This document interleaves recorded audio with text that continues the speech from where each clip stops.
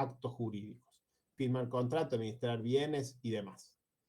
Entonces, todas las personas que nacen tienen la capacidad, la aptitud para ser titulares de derechos. Sin embargo, un menor de edad no puede ser titular, por ejemplo, de un vehículo. Hay que ser mayor de edad. Porque si bien tiene la aptitud de ser titular de ese derecho, no puede ejercerlo todavía. ¿Por qué? Por una condición, por un estado que tiene que todavía es menor de edad. Para ejercer ese derecho real de propiedad, tiene que ser mayor de edad. ¿Verdad? Esa es la capacidad de ejercicio. ¿Quiénes tienen además o pueden tener limitada su capacidad de ejercicio? Los menores de edad o, por ejemplo, las personas que por alguna decisión judicial tienen una discapacidad, entonces se les limita esta capacidad de ejercicio. ¿Verdad? La ley determina que son incapaces. ¿Incapaces de qué? De ejercer ese derecho. No limita la capacidad de ser titular, pero limita la capacidad de ejercerlo. ¿Se entiende? Entonces esta es la diferencia entre la capacidad de derecho y la capacidad de ejercicio o de hecho. Una es la aptitud de ser titular de derechos, que se la tenemos desde que nacemos, pero la capacidad de ejercicio es poder efectivamente ejercer esos derechos, y esta sí puede estar limitada por la ley, por una cuestión condicional al tiempo, como es ser mayor o menor de edad, o por ejemplo con una incapacidad determinada por ley. Una persona, por ejemplo, que es declarada incapaz, no puede firmar contratos, o los que ha firmado no tienen validez. Entonces esos son los 4 atributos de la persona, en este caso de la persona física: el nombre, domicilio, el estado, la situación o la posición que ocupa en la sociedad y su capacidad. Pero además de la persona física, existe lo que es la persona jurídica. Cuando ustedes deben haber escuchado hablar de lo que es una sociedad anónima o una sociedad de responsabilidad limitada, o los estados nacionales, provinciales, son personas jurídicas. ¿Y qué es una persona jurídica? Acá sí nos da esta definición, el código, que es todo ente susceptible de adquirir derechos y contraer obligaciones. Estas personas jurídicas son creadas por la ley, o por las personas humanas, es decir, o por el Estado, por ejemplo, o por una persona que crea una empresa, e incluye lo que serían fundaciones, asociaciones, sociedades, el Estado, etc.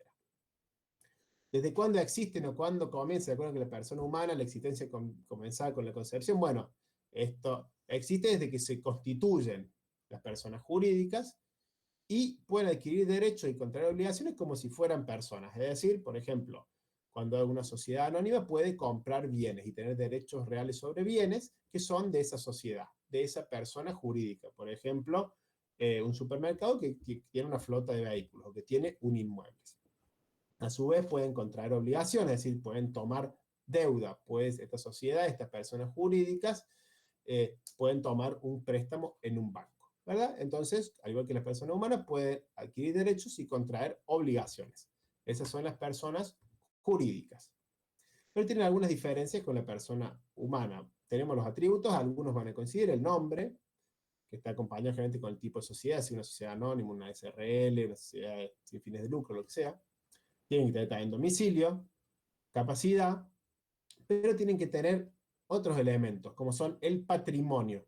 Es decir, tienen que tener ciertos bienes, que no es un atributo de la persona humana, pero sí de la persona jurídica. El patrimonio, ¿qué cosas tiene? Si tiene vehículos, como ya decía recién, si tiene inmuebles, si tiene obligaciones, todo eso forma parte del patrimonio, su activo y su pasivo. A su vez, las personas jurídicas tienen que tener un objeto. Yo no puedo constituir una sociedad, inscribirla como una persona jurídica porque sí. Tiene que tener un objeto determinado.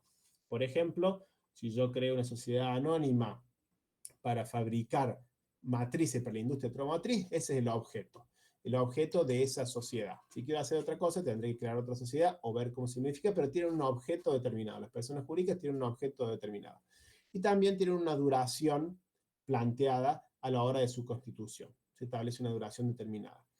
Entonces, esos son los atributos de la persona jurídica, algunos de los cuales coinciden con los de la persona humana, como el nombre, el domicilio y la capacidad, y otros son propios de esta figura, como son el patrimonio, el objeto y la duración. Bueno, ya hablamos de las personas, que son los que pueden ser titulares de derechos y de obligaciones, tanto las personas humanas o físicas y las personas jurídicas. Bueno, ahora vamos a hablar de los bienes y de las cosas. ¿Y qué son los bienes? Los bienes es todo aquello que puede tener valor económico, sea material o no. Todo aquello que puede tener un valor económico es un bien. Y estos bienes integran el patrimonio de una persona. Pero tenemos dos tipos de bienes. Los bienes materiales, es decir, los que podemos tocarlos, algo que tiene un valor económico y es algo material, como un auto, como una casa, como un mueble o como la ropa. Todo lo que es tangible se denomina cosas. Pero no solo las cosas, no solo los bienes materiales son susceptibles de tener valor, porque hay cosas inmateriales que también tienen valor.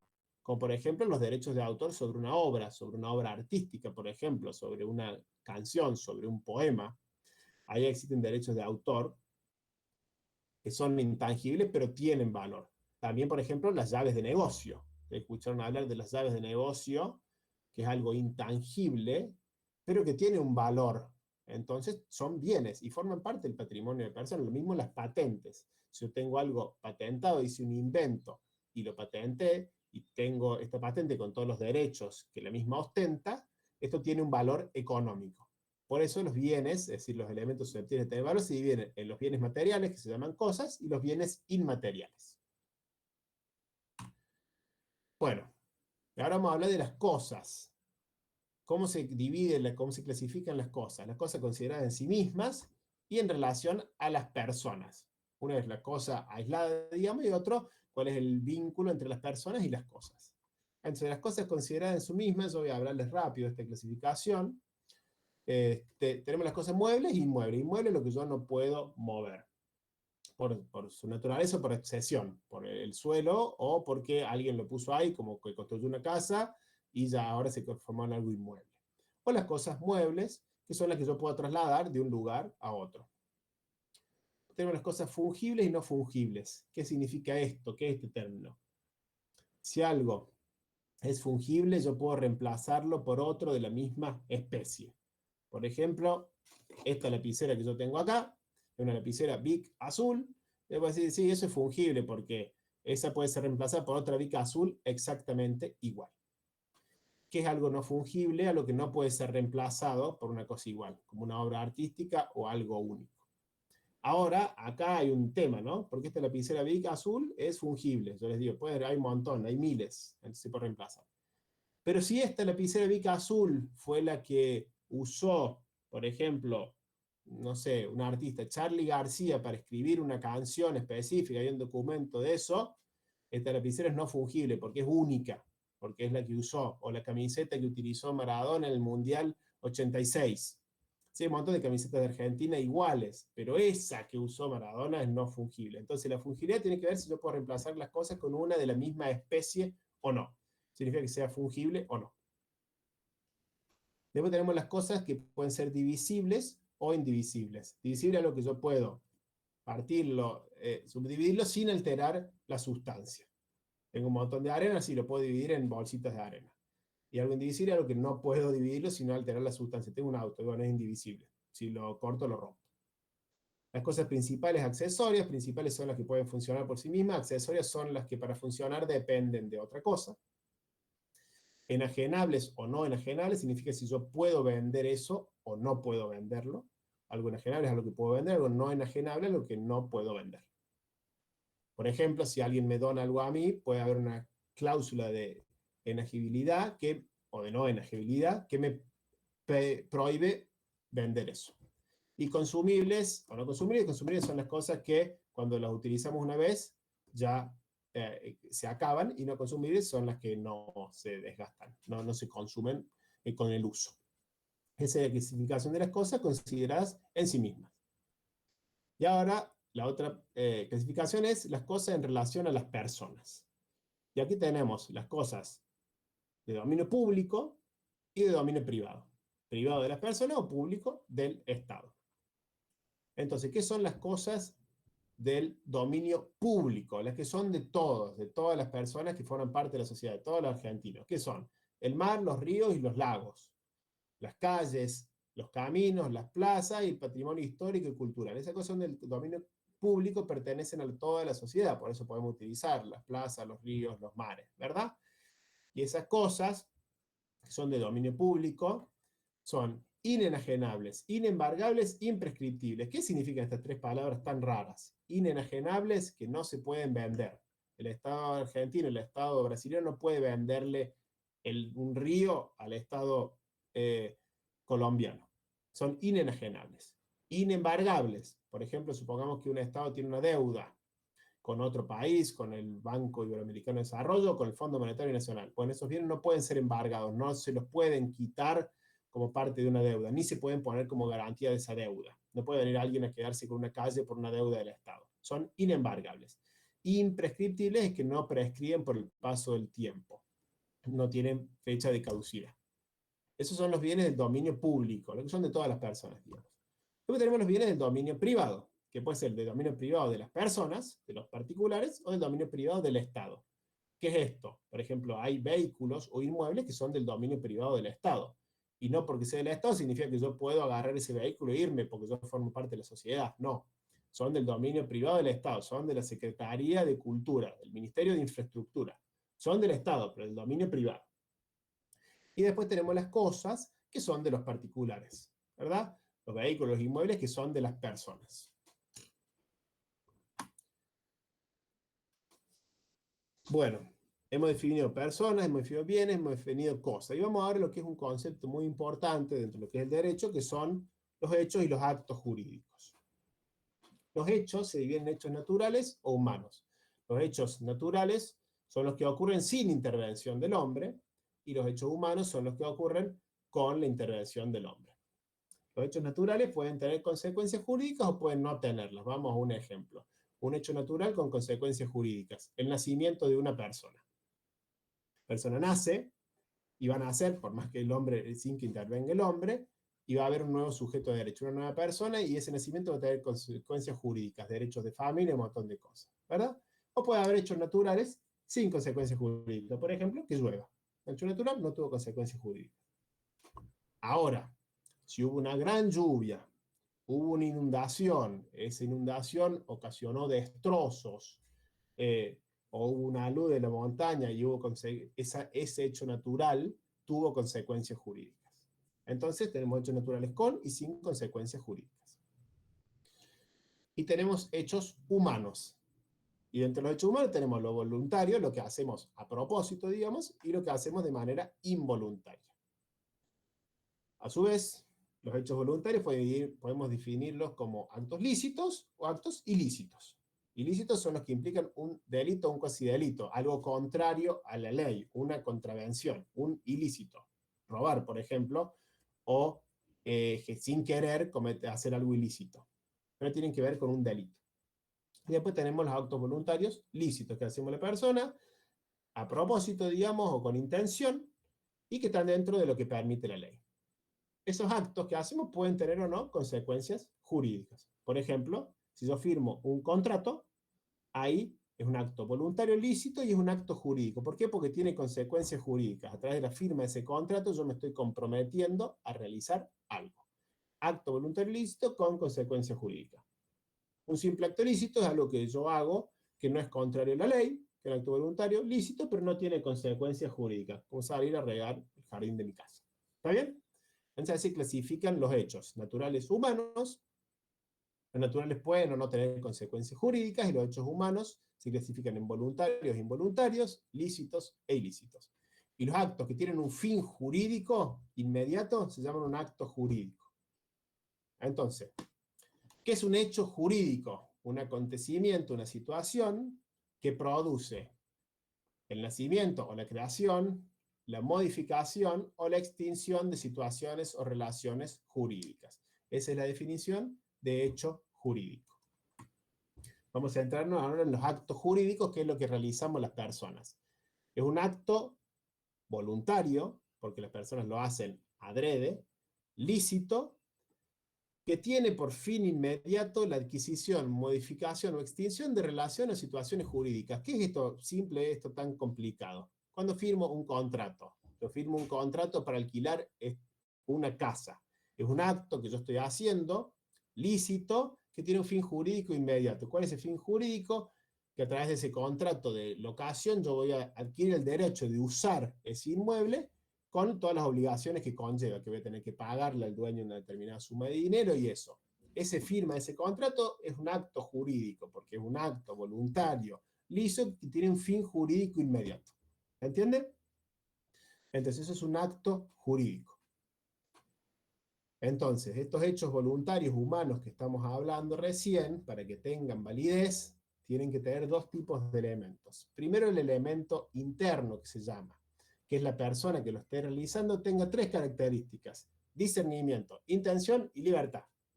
Que sepa lo que está haciendo. Ese es el discernimiento que puede razonar y decir, si yo quiero alquilar esta propiedad, tiene discernimiento. Que tenga la intención de hacerlo, sí, quiero alquilar la propiedad. El discernimiento tiene que ver también con poder analizar las consecuencias que esto puede tener. Y la libertad, que lo haga sin que nadie esté ejerciendo una situación de poder o lo esté induciendo a hacer esto, que lo haga con libertad. Eso es el evento interno que tiene que tener un acto jurídico para que tenga validez. La persona que realiza un acto jurídico tiene que tener discernimiento, intención y libertad. Si no tiene alguna de estas características, esto será un vicio y este acto no tendrá validez. ¿Verdad? Pero este es el elemento interno de los actos jurídicos: discernimiento, intención y libertad. Y después tiene un elemento externo, que es cómo yo manifiesto que estoy de acuerdo con esto que está ocurriendo. La forma que tenemos que manifestar la voluntad en un acto jurídico. En un contrato, como yo les mencionaba recién, cómo manifiesto mi voluntad, que estoy de acuerdo con lo que ahí dice, de manera expresa con la firma del contrato. Cuando yo firmo un contrato, cuando yo firmo un cheque, cuando yo firmo un pagaré, estoy manifestando expresamente mi conformidad, mi voluntad con respecto a lo que ahí dice, a las obligaciones que estoy contrayendo. Es una forma de manifestar la voluntad expresa.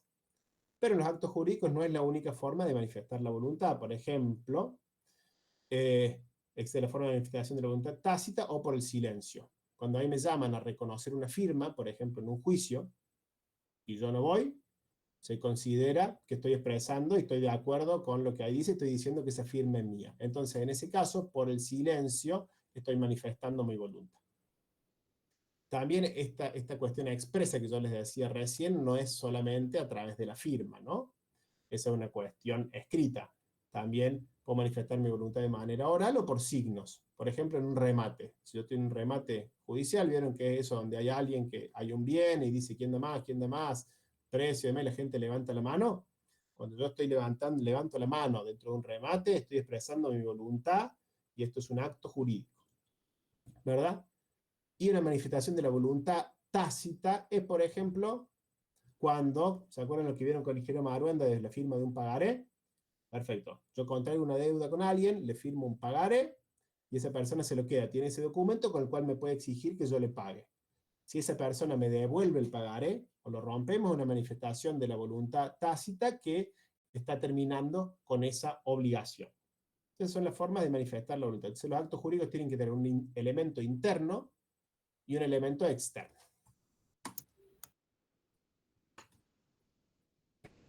Bueno, vamos a entrar ahora en lo que son los derechos reales y personales.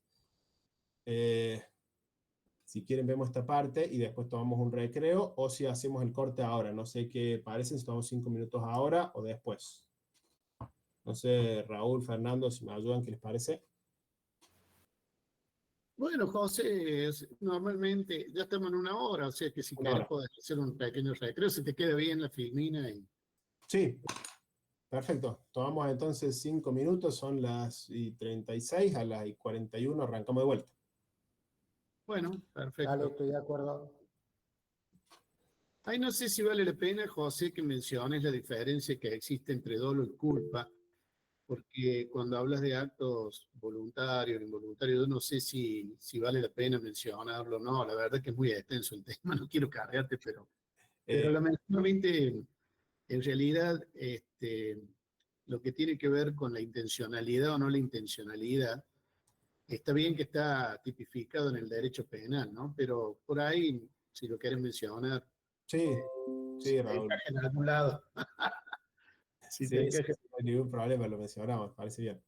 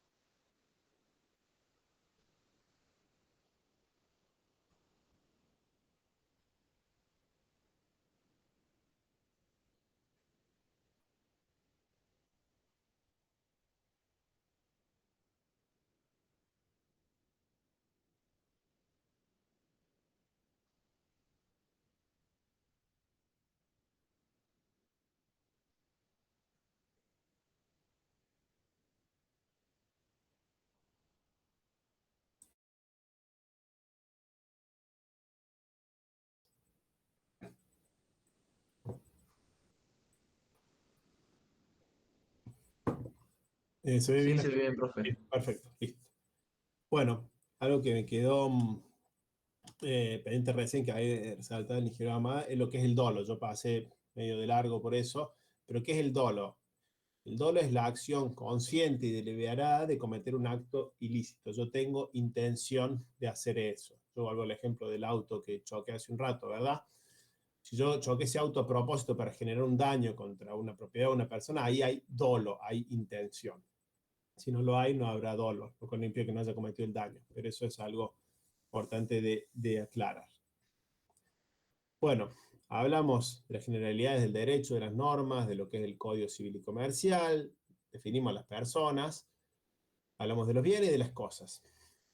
Y vamos a hablar ahora de lo que son los derechos personales y los derechos reales. ¿Qué son los derechos personales? ¿Se acuerdan que hablamos de obligaciones? ¿Verdad? Entonces, vamos al artículo 724 del Código que habla de las obligaciones. Derecho personal es una relación jurídica a partir de la cual hay un acreedor, es decir, alguien a quien le deben, que tiene el derecho de exigirle a otra persona, que se denomina deudor, la satisfacción de un interés lícito. ¿Verdad? Por ejemplo, cuando se firma un pagaré, el acreedor es el que le presta la plata, el deudor firma el pagaré y tiene que devolver ese dinero. Cuando se firma, por ejemplo, un contrato de una determinada actividad, no tiene estos nombres, pero hay una obligación de por medio. O sea, los derechos personales son la facultad de exigirle algo a alguien. ¿A quién le puedo exigir el cumplimiento de esa deuda? A esa persona, a la persona que se obligó, a la que yo le preste. ¿Está bien? Son los derechos personales, facultad de exigirle algo a alguien. ¿Y qué son los derechos reales? Lo que se tienen con las cosas. Se crea una relación jurídica entre una persona y una cosa. Por ejemplo, cuando uno compra un vehículo, tiene un derecho real sobre ese vehículo.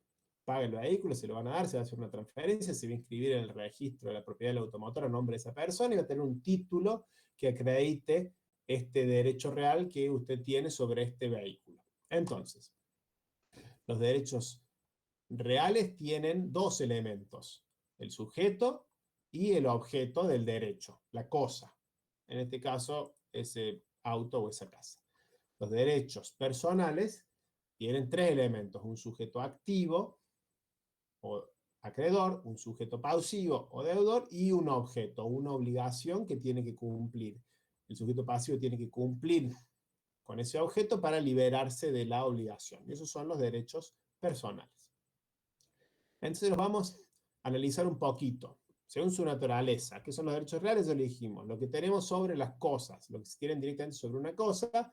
En cambio, los personales son los que se tienen sobre una persona. Son los derechos que yo tengo de exigirle algo a una persona. Tienen dos elementos, los derechos reales, la cosa y el titular. Y los derechos personales tienen tres elementos, el acreedor, el deudor y la cosa, el objeto, la prestación. Los derechos reales son absolutos, erga omnes, dice la ley, omnes. ¿Qué significa eso?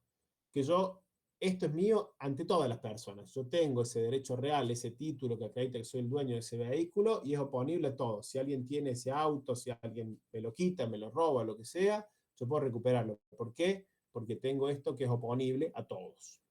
En cambio, los derechos personales son relativos. Yo no tengo contra una persona determinada que a esa persona yo le puedo exigir el cumplimiento de esa obligación. Por eso son relativos. ¿Relativos a qué? A una persona y a una obligación determinada. Yo puedo exigirle a una persona que cumpla con la tarea que se comprometió a realizar y que yo le pague. ¿Está bien? Pero no puedo exigirle ni a otra persona ni a otra cosa. Puedo exigir eso. Son relativos. Las acciones, los derechos reales, se considera que el titular, el objeto es mantener el derecho. Yo compro un vehículo para tenerlo. No significa que yo no pueda disponer del mismo y venderlo, ¿no? Pero se considera para el derecho que lo que uno busca es mantener ese derecho, para eso lo compra. En cambio, las acciones que uno realiza en el marco de los derechos personales se considera que tienden a extinguir el derecho. Es decir, alguien me puede exigir que yo realice un trabajo, entonces todas las acciones que yo haga va a ser en función de extinguir ese derecho, esa obligación, para cumplir con lo que tengo que hacer, ya sea un trabajo, devolver dinero o lo que sea. Los derechos reales son limitados por ley en su número, son 15. Son los 15 que yo les voy a mencionar a continuación y no hay otros. En cambio, los derechos reales, las obligaciones que se pueden establecer entre las personas, son ilimitadas en su número. En cuanto a las formalidades, Ustedes saben que si yo compro un auto o si compro una casa o demás, no es que voy, la pago y me la llevo y ya está, ¿no? Sino que hay formalidades rigurosas de transmisión. Por ejemplo, los autos, habrá que hacer una transferencia, firmar un formulario que se llama 08, a partir de la cual el dueño o el titular del derecho real actual me lo transmite o se lo transmite a otra persona y hay que inscribir eso en el registro de la propiedad del automotor. Los derechos reales tienen formalidades rigurosas para su transmisión. En cambio, los derechos reales, personales, perdón, no tienen un requisito formal para su nacimiento o transmisión. El pagaré, se firma el pagaré y ya está, y yo puedo endosar este pagaré, como vieron en la clase pasada, y transmitírselo a otra persona sin demasiado requisito formal. Y por último, os voy a decir que los derechos reales se pueden adquirir por usucapión. ¿Qué es esto? No vamos a entrar en esto del usucapión, pero es el uso continuo este, por parte de una persona de un elemento, ¿verdad? Por ejemplo, se hace mucho con los terrenos. Una persona, hay un terreno que no es de esa persona, pero hace posesión de eso. ¿Qué hace? Lo utiliza de manera no violenta por un determinado tiempo, hace una ocupación continua y pasado una cierta cantidad de tiempo puede hacer un juicio de usucapión y adquirir el derecho real que no tenía. Eso de los derechos reales, en algunos casos pueden adquirirse por usucapión, como es el caso de los terrenos.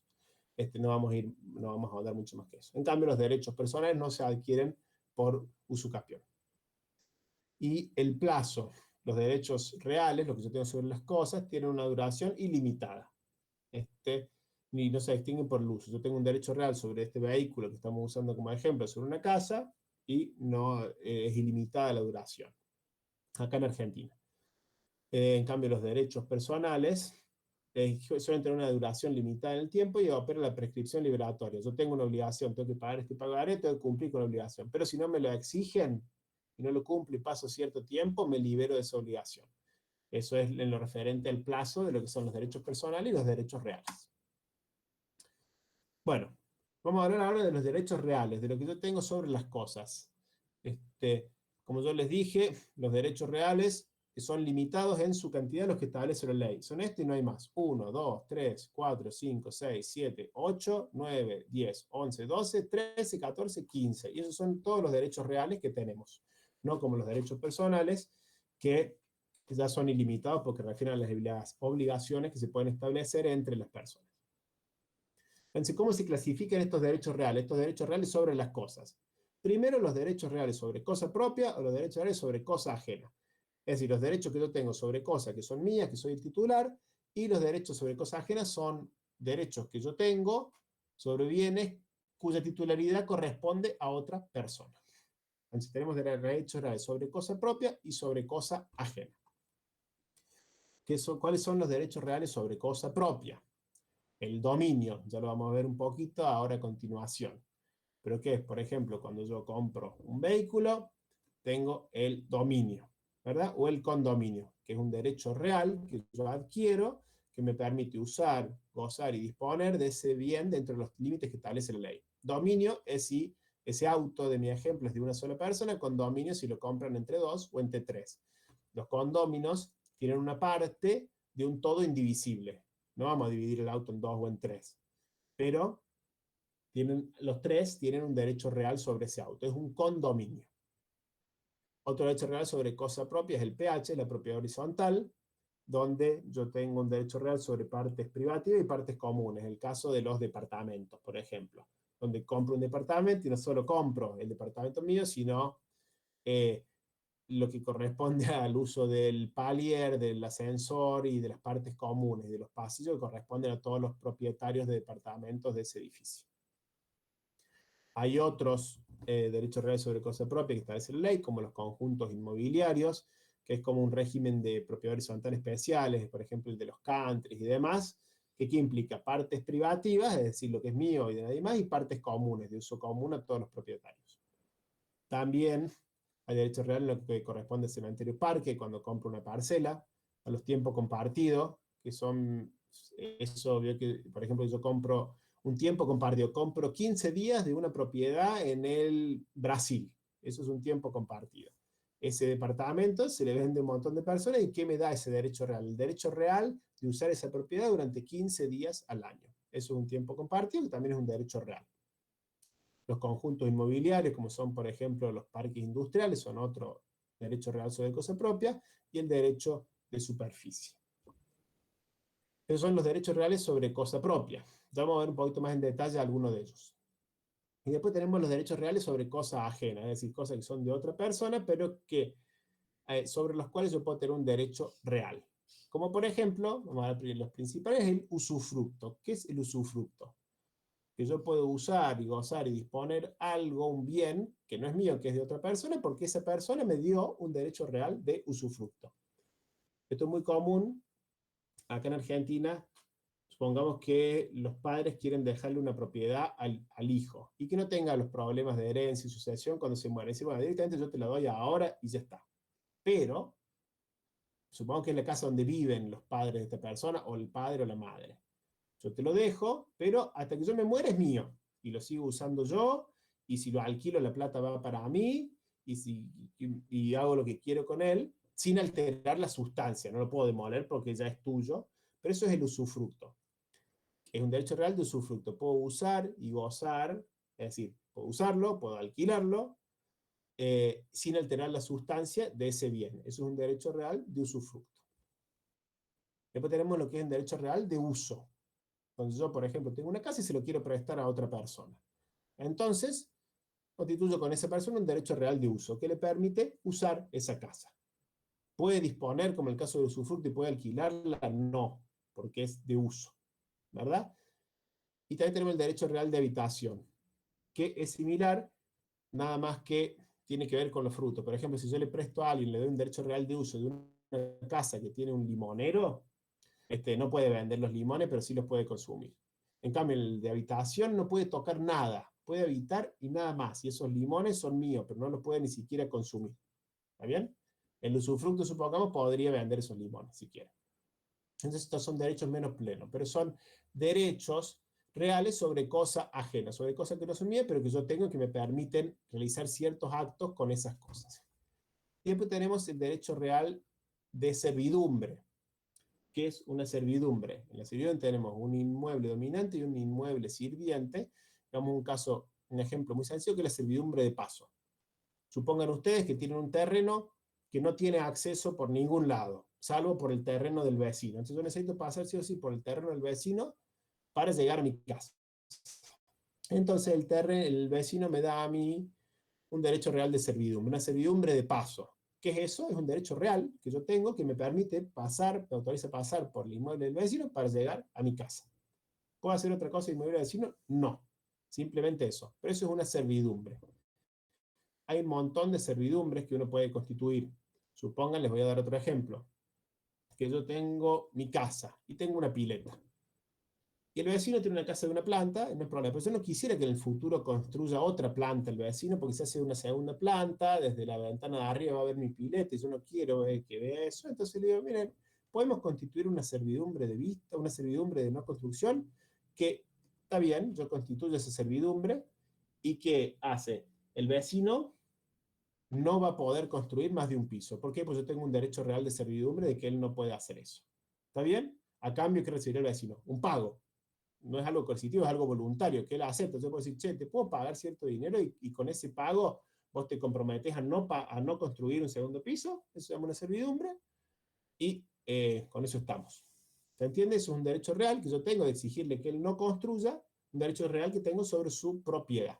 Esos son derechos reales de cosas ajenas principales. Y después tenemos los derechos reales de garantía. Habrán escuchado hablar de lo que es una hipoteca.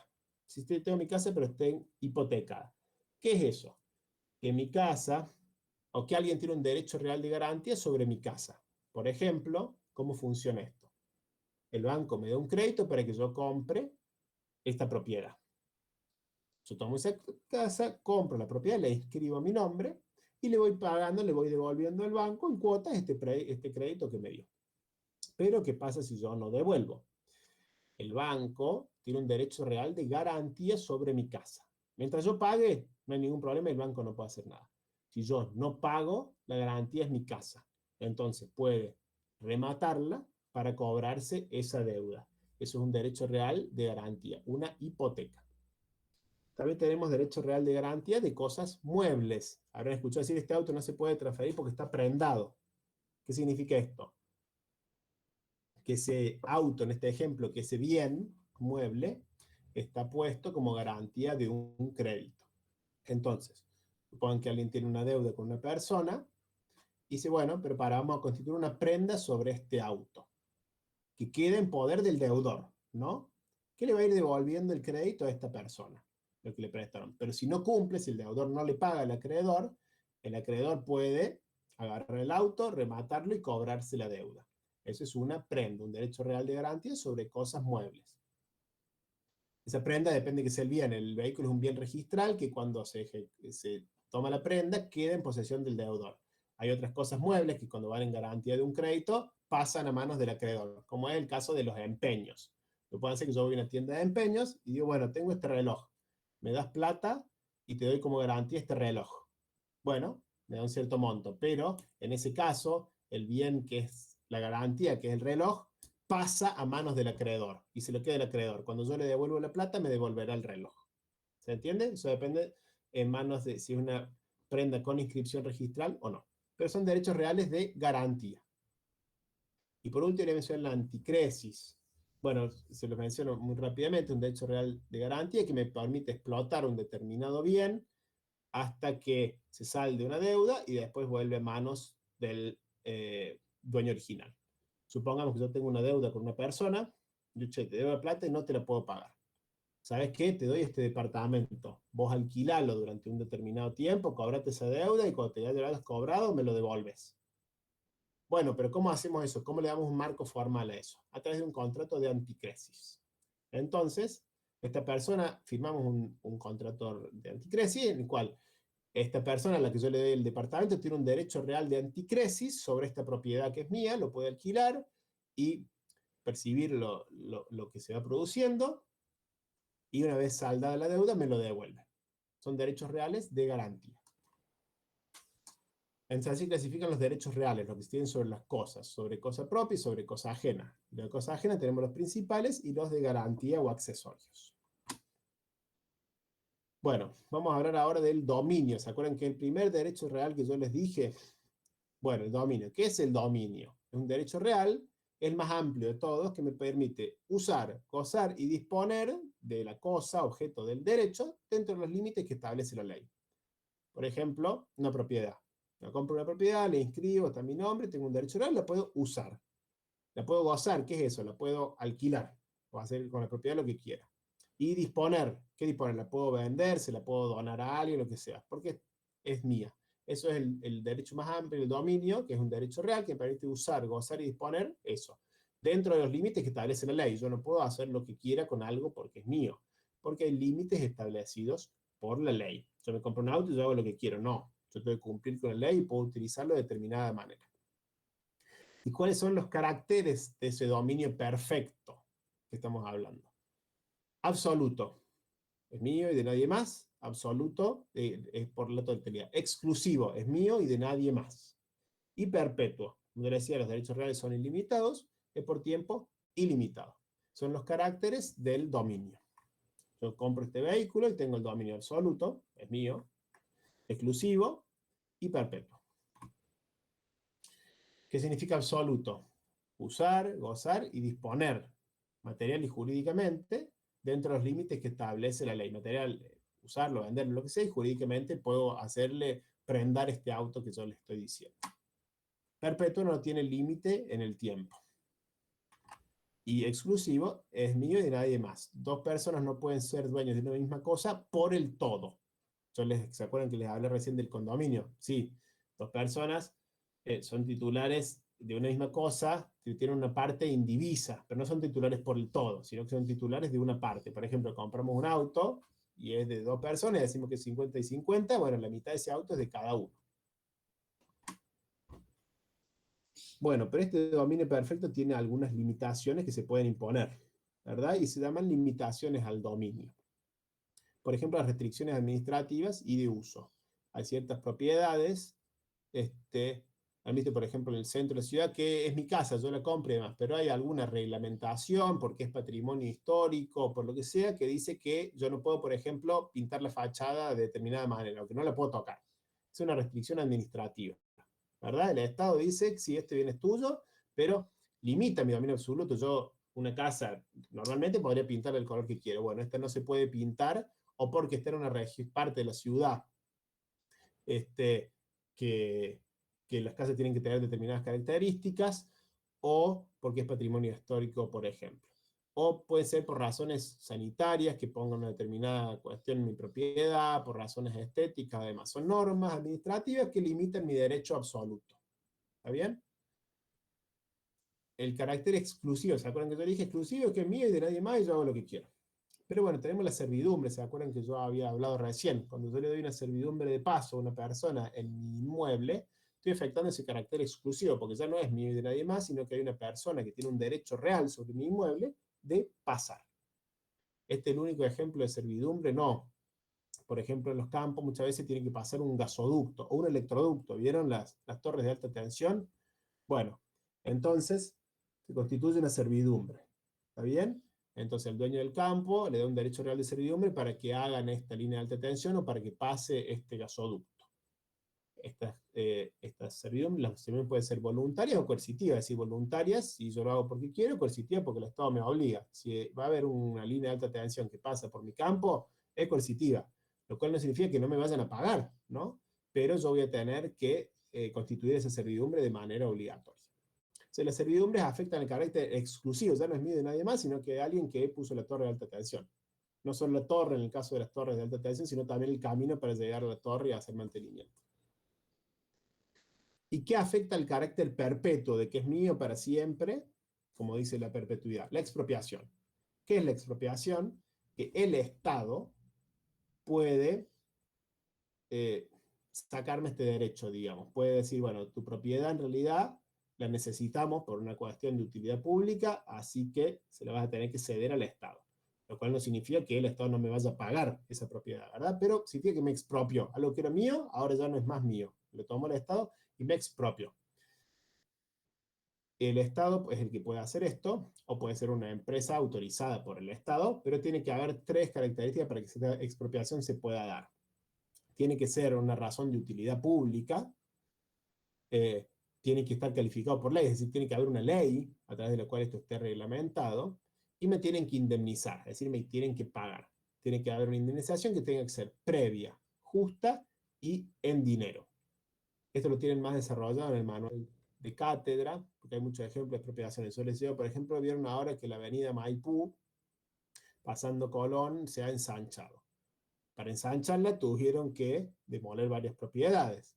Y a los dueños, esas propiedades no eran todas del Estado, tenían dueños particulares, personas que tenían dominio de esa propiedad. Entonces el Estado los expropió.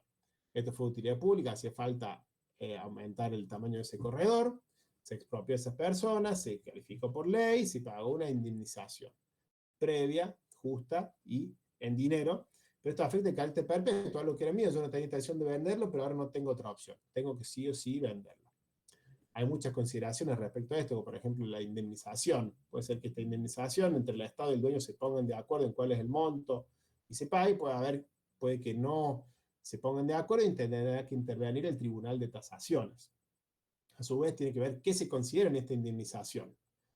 Esta indemnización tiene que considerar el valor de la propiedad, puede tomar en cuenta el valor panorámico, si era algo que no es lo mismo una casa que está en un lugar que tiene una vista hermosa que una casa que está en el medio de un barrio que no tiene vista.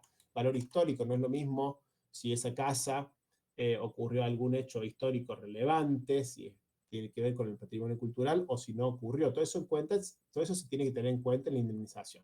No, por ejemplo, las ganancias hipotéticas. Uno puede decirle al Estado, no, yo quiero poner un negocio y ganar un montón de plata con esto, págame eso. Eso no se tiene en cuenta. Pero sí, muchos otros elementos se tienen en cuenta a la hora de esta indemnización. Pero bueno, estas limitaciones al dominio, se acuerdan que el dominio perfecto es absoluto, exclusivo, perpetuo, pero existen estas limitaciones que lo afectan.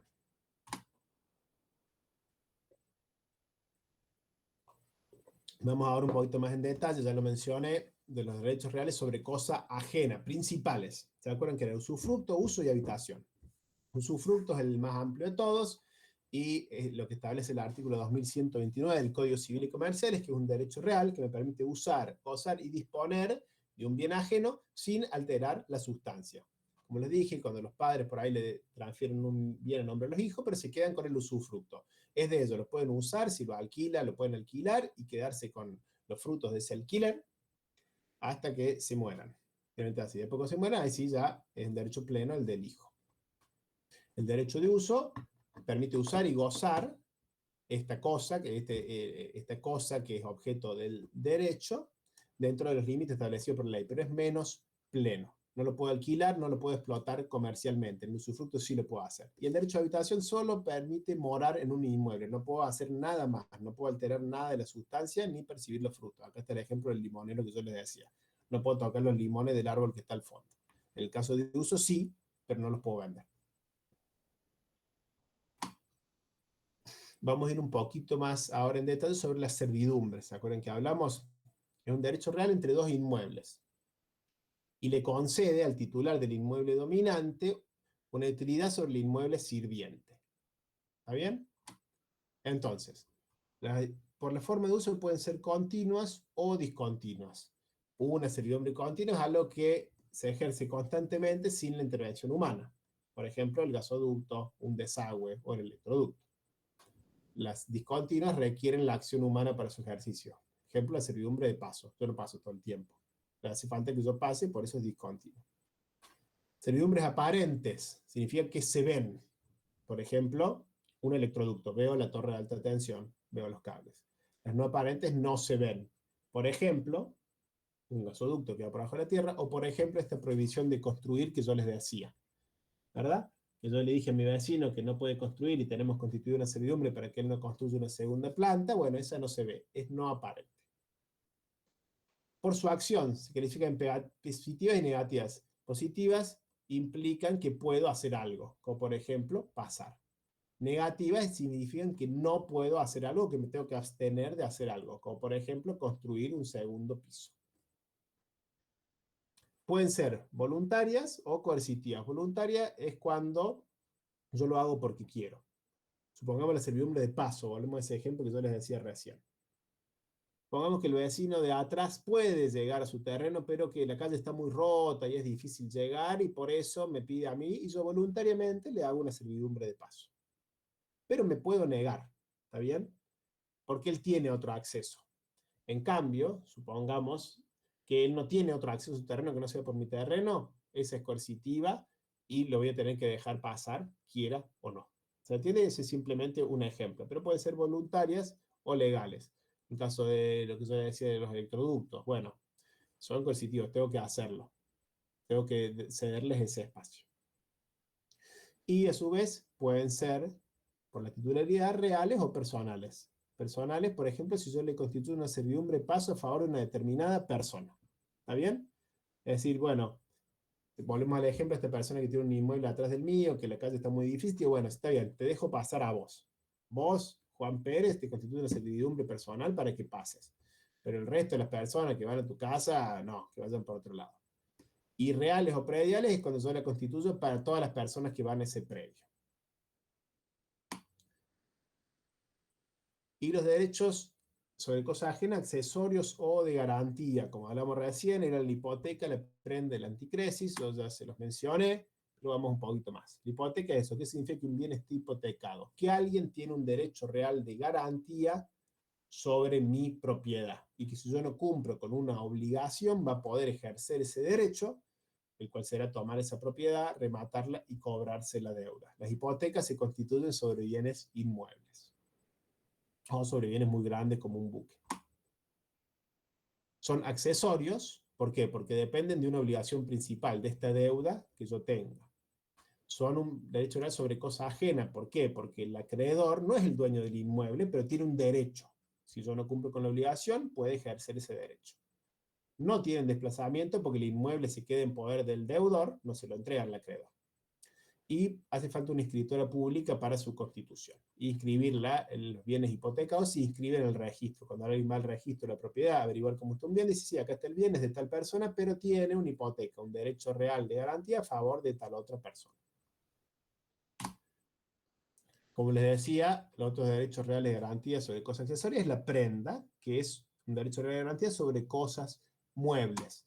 Y acá vamos a distinguir entre lo que es la prenda con registro, como es el caso de los automotores, las maquinarias, donde esta prenda se inscribe en el registro de la propiedad del automotor y el bien queda en poder del deudor, y la prenda sin registro, como es el caso de los empeños, donde no se inscribe en ningún lado, y el bien objeto de la garantía pasa a poder del acreedor.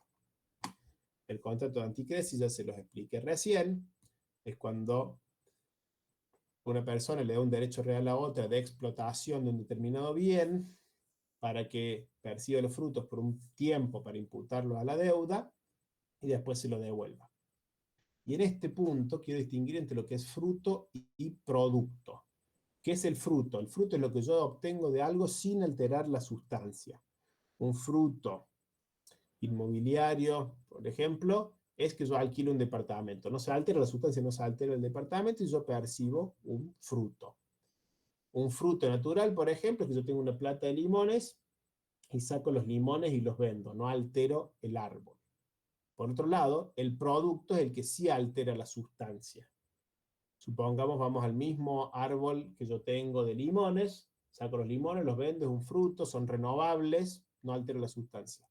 Ahora, si yo talo este árbol, hago leña con ese árbol y vendo la leña, ese es un producto, obtuve un rédito económico, pero ya eso no es renovable ni irreversible. ¿Se entienden? Entonces los frutos son lo que yo percibo que no alteran la sustancia del bien en cuestión y el producto sí altera la sustancia. Y en los frutos y los productos tenemos tanto los industriales como los naturales y como los civiles. El alquiler del departamento es un fruto civil, por ejemplo, eh, los limones son un fruto natural y la leña es un producto natural. Vamos ahora a lo que son las obligaciones. Ya lo hemos ido hablando en el transcurso de la clase. ¿Pero qué es? Una relación jurídica entre dos partes, el acreedor y el deudor. El acreedor va a tener un derecho de exigirle algo ¿a quién? Al deudor. ¿Qué puede ser esto? Dinero en el caso del pagaré, una prestación en el caso de un contrato. Esta obligación puede implicar dar algo, hacer algo o no hacer algo, y está destinada a satisfacer un interés lícito. Esto de dar algo, de hacer algo, por ejemplo, un contrato de obra, un contrato de compra-venta. Me tienen que dar un bien o tengo que hacer un trabajo o no hacer. O, por ejemplo, las obligaciones que yo le decía de las servidumbres de no construcción. Entonces, ¿cuáles son los elementos que tiene esta obligación? Las personas, los que intervienen, el acreedor y el deudor. Ya lo hemos definido. El objeto de la obligación, que puede ser dar, hacer o no hacer algo. Y la causa de la obligación tiene que ser actos lícitos. Una obligación eso no puede constituir sobre un acto ilícito, algo ilegal. Tiene que ser un acto lícito. ¿Y cómo terminan las obligaciones? Bueno, con el pago o cumplimiento. Supongamos el caso de una obra que yo me comprometo a hacer, yo realizo la obra y se extinguió la obligación. Listo. O tengo una deuda con alguien y se la pago. Listo. Finaliza la obligación. Pero también puede ser cómo se pueden extinguir esas obligaciones. Por compensación. ¿Qué es esto? Que el deudor y el acreedor son deudores y acreedores recíprocamente. Por ejemplo, yo le debo dinero a una persona, pero esa persona me compra a mí un auto. Entonces, compensamos. Yo te doy plata, pero yo te vendo el auto, compensamos y cancelamos la obligación. Por compensación. ¿Está bien? O porque yo lo contraté a esa persona, supongan, yo contraté a alguien para que haga un trabajo en mi casa, pero esa persona me contrata a mí para que le haga un trabajo contable. Listo. Por compensación se extinguen ambas obligaciones. Ya se puede extinguir por confusión. ¿Y qué es esto? Que el acreedor y el deudor sean la misma persona, por ejemplo. Difícil de entender, pero les doy un ejemplo fácil. Yo le doy plata a mi papá y mi papá se muere. Es decir, que el derecho que él tenía de cobrarme a mí se transmite a mí, que soy su único heredero. Pero, a su vez, yo heredo los bienes de mi padre. Entonces, ahora yo soy acreedor y deudor en la misma persona. Bueno, se extingue la obligación. ¿Se entiende? Se llama por confusión. Son situaciones que prevé la ley.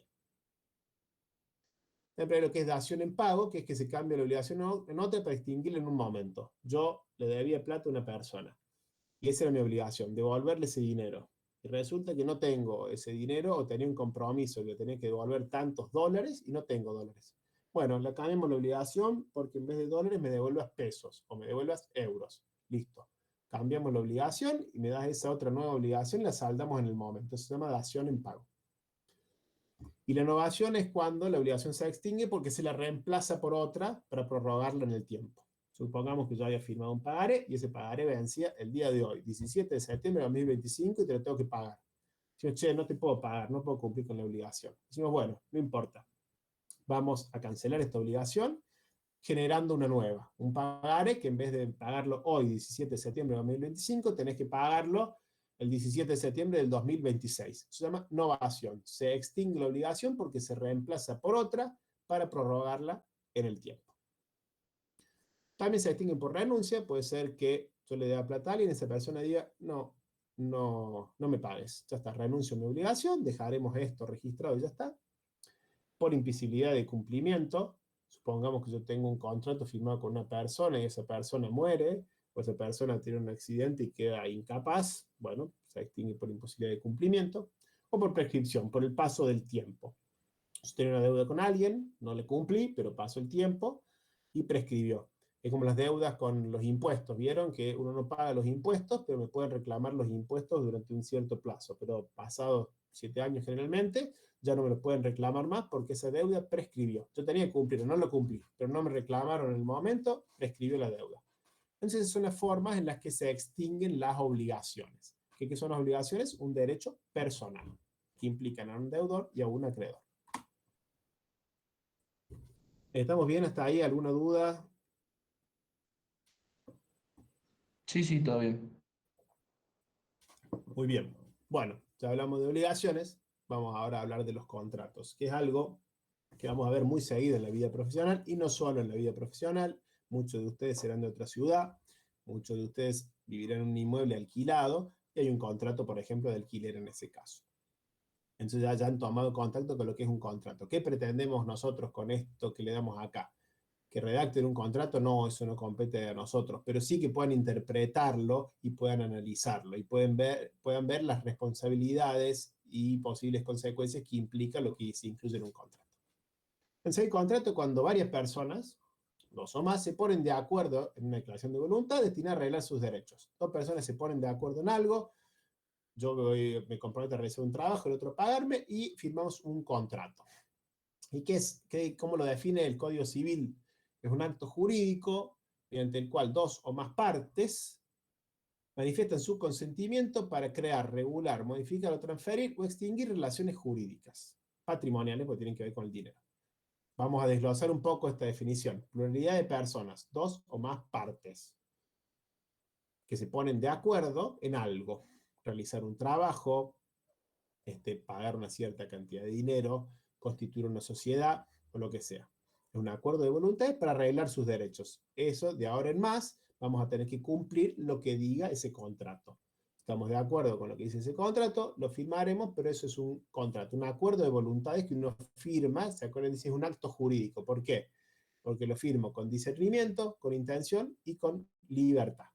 Entonces, firmo este acuerdo de voluntades, o lo firman las partes, digamos. ¿Qué elementos tiene que tener el contrato? La capacidad de quién, de las partes. Si yo firmo un contrato con alguien que es menor de edad y no está emancipado ni nada, no tenía capacidad. Ese contrato es nulo porque la persona que firmó no tenía capacidad. Consentimiento. Tiene que estar firmado. Tenemos que manifestar que estamos de acuerdo con lo que ahí dice de alguna manera. Puede haber un contrato y dice José Galo se compromete a esto, pero si no está firmado por mí, eso no tiene validez. Tiene que tener un objeto que es lo que estamos regulando con ese contrato. Una obra, un servicio, una capacitación, tiene que haber un objeto del contrato. Y puede no tener una forma prescripta por la ley. Por ejemplo, el matrimonio tiene una forma de decir, sí, hicimos un contrato de matrimonio, miren, acá lo firmé con este que es ahora mi esposa. No.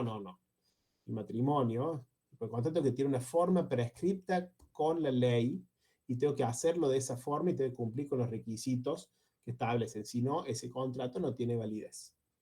Distinto a un contrato, como yo les decía, entre dos personas, que una se compromete a realizar una tarea y la otra a pagarle, que ese no tiene una forma prescripta con la ley.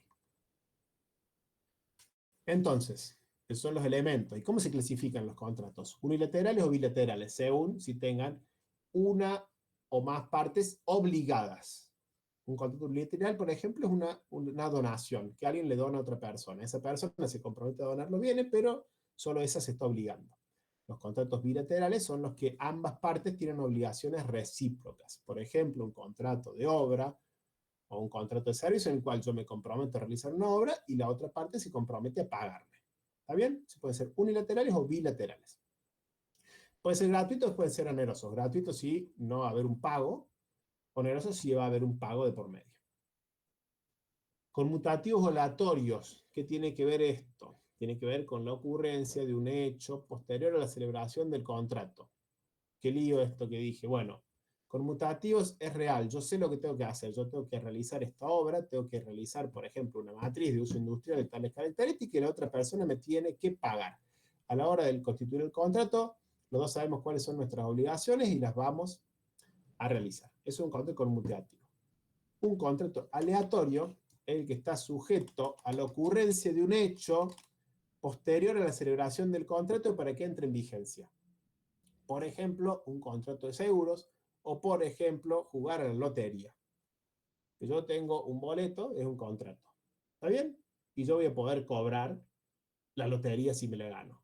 Pero esto está sujeto a un hecho posterior a la celebración del contrato, es que salga mi número. ¿Verdad? Cuando salga mi número, ahí yo podré cobrar la lotería. No antes, es un contrato aleatorio. Puede que mi número salga o no. Lo mismo ocurre con un seguro. ¿Verdad? Yo podré pedir el cumplimiento de lo que está en mi póliza de seguro si ocurre un hecho. Si me roban, ahí podré decir, bueno, repónganme esos bienes según lo que dice la póliza de seguro. Están sujetos a un hecho aleatorio posterior a la celebración del contrato. Yo contrato el seguro por si ocurre algo. Si ese hecho ocurre, bueno, ahí se va a cumplir lo que dice el contrato. Si no ocurre, no pasa nada. Por eso es un contrato aleatorio. Consensuales o reales, dependen si se perfeccionan o no con la entrega de un bien. Por ejemplo, en contrato de compra-venta se perfecciona con la entrega de un bien. Implica que me tienen que dar el bien porque es un contrato real, para que ese contrato tenga validez. Los consensuales no, con que las partes prestemos consentimiento, un contrato de obra, ya está. Formales o no formales, ya se los dije recién, formales son los que tienen una forma prescripta por la ley para tener validez, que si no se hacen de determinada manera, no valen. No formales son los que no tienen una forma prescripta. Y nominados son aquellos que la ley los menciona como tales, por ejemplo, el contrato de compra-venta, contrato de mutuo, contrato de obra, contrato de servicio, y nominados son los contratos que la ley no les pone un nombre determinado. Así se clasifican los contratos. Estos son algunos ejemplos: el contrato de compra-venta, el contrato de donación, el contrato de comodato. Si alguna vez, bueno, ustedes ya no ocurre eso antes con los módem de internet, donde tenía un módem en comodato, que significaba que la empresa me lo daba, y yo lo usaba, pero cuando terminaba el contrato tenía que devolver ese módem, no otro. Contratos de obra, servicio y de fideicomiso y leasing. ¿Por qué están en rojito esos? Porque son los de los que vamos a hablar ahora en lo que nos queda de la clase. Pido perdón, esta era una clase un poco larga, nos quedan unos minutos. ¿Qué es un contrato de obra o de servicio? Son los contratos que generalmente nosotros vemos relacionados a la actividad profesional. Por eso los vamos a ver un poquito más en detalle.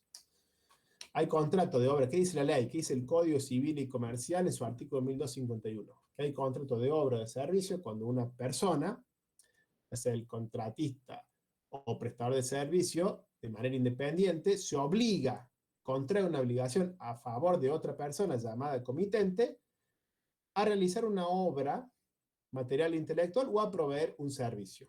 ¿Sí? Cuando un profesional, una persona, si es contrato de obra, se llama contratista, y si es contrato de servicio, se llama prestador de servicio, se compromete con otra persona, con el cliente, con el comitente, a realizar una obra, en el caso del contrato de obra, a cambio de una retribución, o a prestar un servicio, en el caso del contrato de servicio, a cambio de una retribución.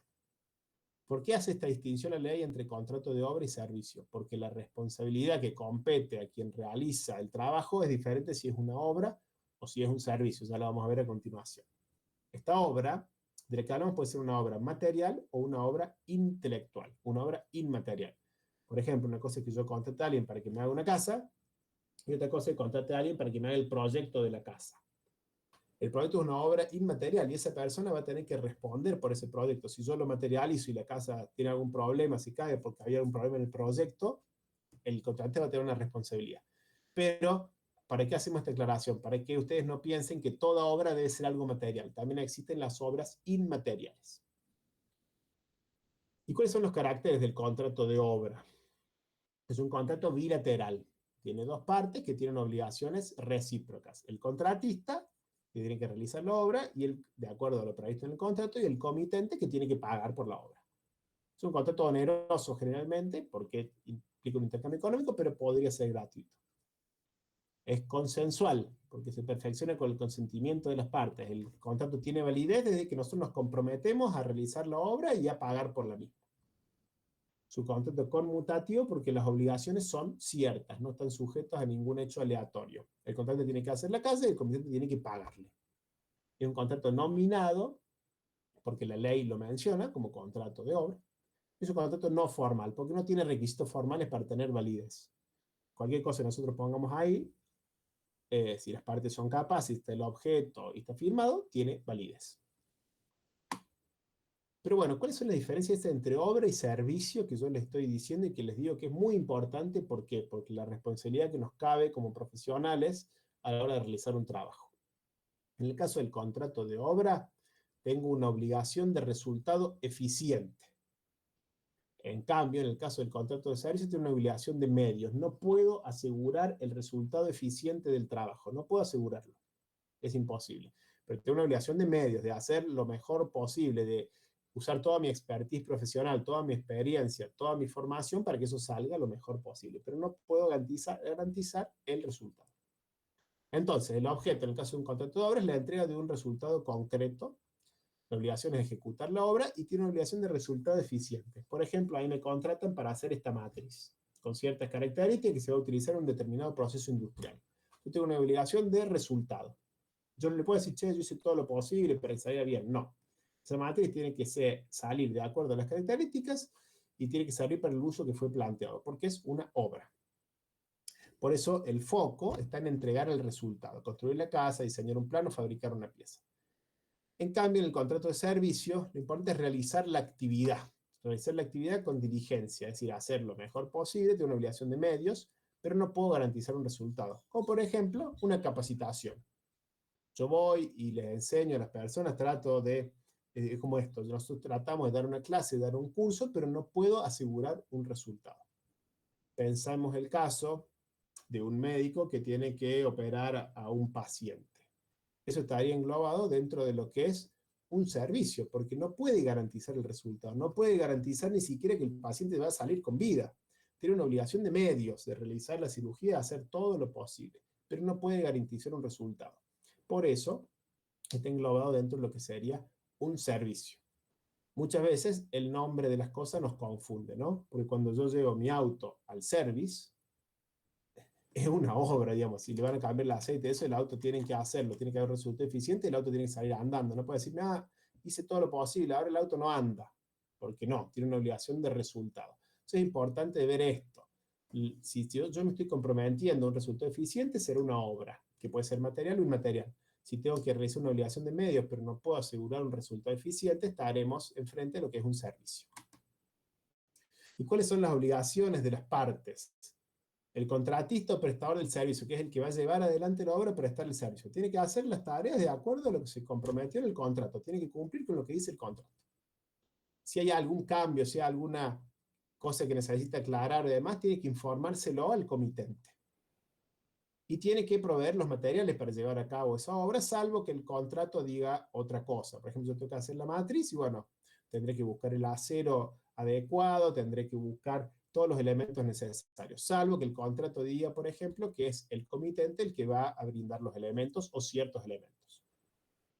A su vez, otra obligación del contratista o prestador es usar estos elementos adecuadamente, usarlos diligentemente. ¿Qué significa? Usarlos bien, usar la cantidad que necesito y usarlo de manera adecuada.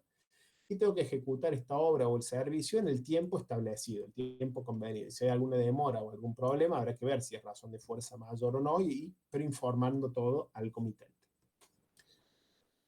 ¿Cuáles son las obligaciones que tiene el comitente? El pago. el pago de la manera en que se comprometió a hacerlo. Muchas veces uno se compromete a hacer una entrega inicial y algo al final del contrato. Muchas veces uno se compromete a hacer pagos periódicos y tiene que cumplir el comitente con ese compromiso que contrajo. Tiene que darle al contrato toda la obligación necesaria. Si, por ejemplo, hay que construir una matriz y hay una duda sobre cuál va a ser el uso, por ejemplo, de esa matriz, y a qué presión va a estar sometida y demás, el contratante le pregunta y el comitente tiene que darle esa información en la medida en que esté a su alcance, ¿no? Para que pueda hacer el trabajo de manera diligente. Y tiene que, otra cosa es recibir la obra. Si se hizo de acuerdo al contrato, tiene la obligación de recibir la obra. ¿Verdad? No puede decir, no, ahora no le quiero la matriz. No, tengo obligación de recibirla si todo fue hecho de acuerdo al contrato. Bueno, y estas son las partes del contrato. Nosotros, un contrato en general, nosotros cuando hablamos de contrato, muchas veces pensamos en lo que es la contrata, que en realidad es esto donde definimos a quiénes son las partes, quiénes van a intervenir en el contrato, cuál va a ser el objeto de la obra y este se define, cuál va a ser el precio y la forma de pago, los plazos y las penalidades. Pero esto se pone en la contrata. Entonces el contrato no solo tiene esto, sino que tiene planos, un presupuesto, cuestiones de especificaciones técnicas y generales, que se ponen en otros cuerpos del contrato y no en la contrata para no hacerla tan larga o compleja. Por eso es importante que ustedes sepan que lo que nosotros generalmente mencionamos como contrato en realidad es la contrata. Y vamos a ver ahora lo que es importante en los contratos de obra y servicio, que son los vicios, los aparentes, los ocultos. ¿Qué son los vicios de una obra? Los vicios aparentes son los que son visibles o detectables. Y acá importa mucho la aceptación de la obra.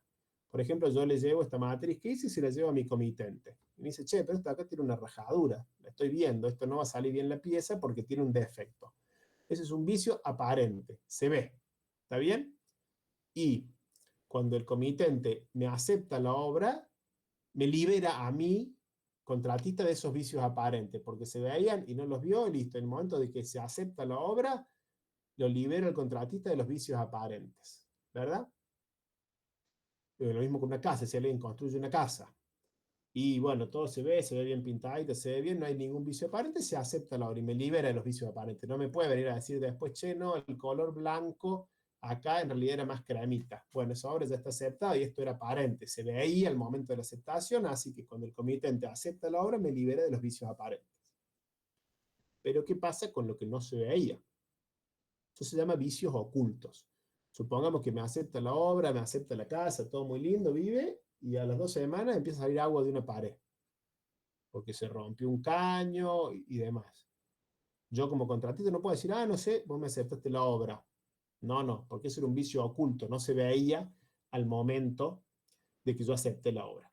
Entonces el contratista no se libera al momento de que le reciben la obra de esos vicios ocultos, sino que hay un plazo, son 3 años, para que se libere de esos vicios ocultos. ¿Está bien? ¿Qué es lo que no se ve? En el caso de la matriz que yo les hablaba, supongamos que había un defecto con la fundición y esa matriz adentro estaba un poco hueca y no resistió la presión que se le aplicó y se rompió.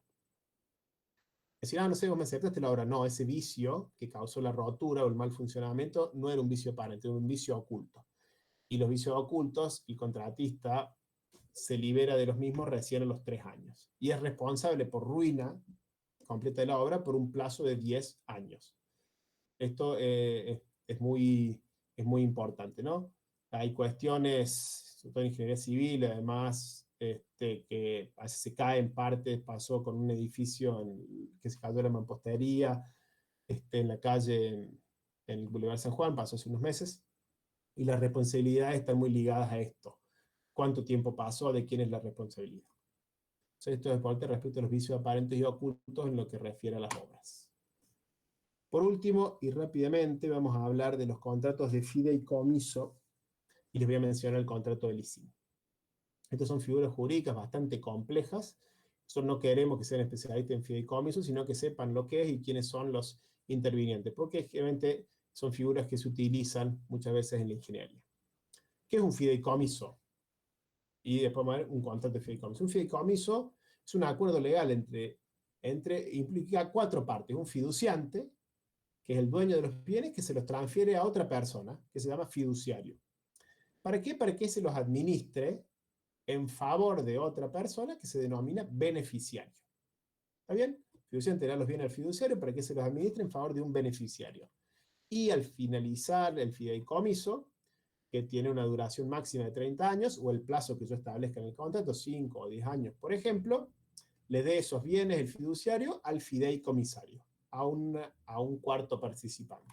¿Cuál es el grafiquito? Tenemos el fideicomiso. El fiduciante es el dueño de los bienes, que se los da al fiduciario para que los administre en favor del beneficiario y, pasado un cierto tiempo o con máximo 30 años, se los dé al fideicomisario. ¿Para qué sirve esto el fideicomiso? Me dirán ustedes. Bueno, esto surge en Inglaterra hace muchos años, cuando los dueños de las tierras iban a las cruzadas y quedaba alguien a cargo de las tierras y después no se las devolvía, ¿no? Ahí surge la figura del fideicomiso y dicen, bueno, no, hacemos un contrato de fideicomiso que pasado un tiempo o una condición se devuelve. Se usa muchas veces por cuestiones patrimoniales, ¿no? La habrán escuchado que hicieron una película de Estados Unidos y dicen, no, hay un fideicomiso cuando una persona se muere y tiene hijos menores de edad, muchas veces esos bienes van a un fideicomiso y hay alguien que los administra y le da los beneficios para mantener, supongamos, estos hijos hasta que sean mayor de edad y después le da los bienes. Esa es una forma. O los fideicomisos financieros, supongamos que varias personas le dan dinero a este fiduciario para que lo administre, realice inversiones de algún tipo, y pasado un tiempo le dé los rendimientos de esas inversiones, se los dé al beneficiario, y pasado un determinado tiempo le devuelva los activos, se los dé al fideicomisario.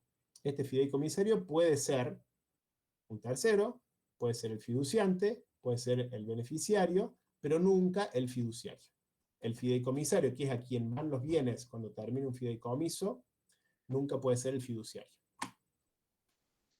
Entonces, ¿cómo funciona esto de manera general? Hay un fiduciante que a través de un contrato le transmite los bienes a un fiduciario. Este tiene un dominio perfecto, absoluto, exclusivo y perpetuo de ciertos bienes, que se los da a un fiduciario, que va a tener un dominio temporal de esos bienes, y este se obliga a ejercerlos. Por ejemplo, le doy a este fiduciante, le doy 10 departamentos, y le digo, mira, te voy a dar 10 departamentos que tengo acá, te los transfiero, vos administralos y alquilalos, y dale, mientras dure el fideicomiso, ese dinero que se obtiene del alquiler a los beneficiarios, que son mis 2 hijos. Y esto durante 10 años. ¿Está bien? Pasado ese tiempo, se termina el fideicomiso y esos departamentos pasan al fideicomisario. ¿Que quién puede ser? Puede ser el fiduciante, que vuelvan a mí, por ejemplo. Pueden ser los beneficiarios, que los hijos que eran mayores de edad a la hora de constituir el fideicomiso, después eran menores de edad, sean mayores de edad y vayan a ellos, o puede ser un tercero. Esa es la figura del fideicomiso. ¿Cuál es el chiste de esto? Bueno, que los bienes fideicomitidos están aislados del patrimonio del fiduciante y del fiduciario. Eso es una cosa muy importante. Y cuando esos departamentos pasan a fideicomiso, están aislados de mi patrimonio. Si yo tengo algún problema patrimonial, no pueden ir contra esos bienes porque están aislados. Esa es una de las causas por las cuales existe el fideicomiso. Y usted dirá, ¿es lo mismo, profe, el fideicomiso que el contrato de fideicomiso? No. El fideicomiso es la figura jurídica que se crea cuando se transfieren los bienes a una persona para que los administre. El contrato es el instrumento legal a partir del cual eso se materializa. ¿Está bien? El contrato es el medio, el fideicomiso es el resultado. No puede haber un fideicomiso válido si no hay un contrato de fideicomiso. ¿Está bien? Que es el que regula las relaciones que se establecen. Hay múltiples tipos de fideicomisos, hay fideicomisos patrimoniales, como yo les decía, para proteger ciertos activos y para distribuir.